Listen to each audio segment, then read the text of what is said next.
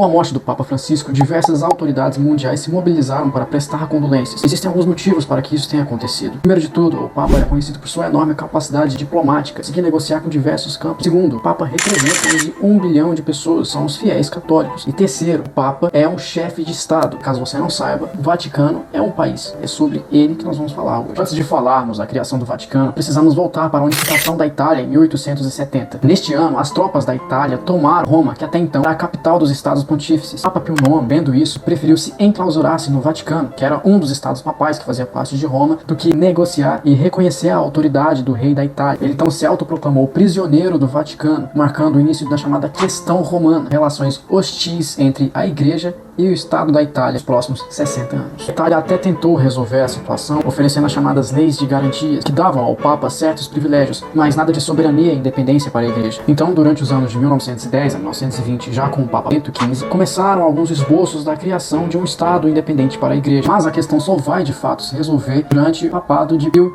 XI, que já teria entrado disposto a resolver de vez toda essa questão. Então, que em 1926 começam algumas negociações entre o cardeal Pietro Gasparri, representando o Papa, e o primeiro-ministro do rei Vittorio Emanuele III, Benito Mussolini. Dia 7 de junho de 1929, o parlamento italiano, junto com a Santa Sé, ratificam o chamado Tratado de Latrão, oficializando a criação do Estado do Vaticano. Com uma área de cerca de 0,44 km², este é até hoje o menor país do mundo. Mas o tratado não acaba aí. Em troca das terras perdidas durante o ano de 1870, o Vaticano recebeu indenização e títulos públicos. O catolicismo foi reconhecido como religião oficial da Itália. Com o tratado também, o Papa prometeu neutralidade política, a Igreja abrir mão da participação em partidos políticos e o Estado italiano se comprometer a reconhecer o casamento religioso, manter o ensino católico nas escolas, garantir a autonomia e a soberania da Igreja. Para Mussolini, isso foi um grande triunfo político. Ele conseguiu resolver a questão romana e conseguiu apoio dos fiéis da Igreja, conseguiu prestígio do regime fascista naquela época, que estava só no começo. Para o Vaticano, simbolizou a chance de novamente ter soberania e papel diplomático, que já em 1931, essa aliança entre Mussolini e o Papa começou a ruir quando o líder italiano tentou controlar as organizações católicas de jovens. De qualquer forma, o Tratado de Latrão continuou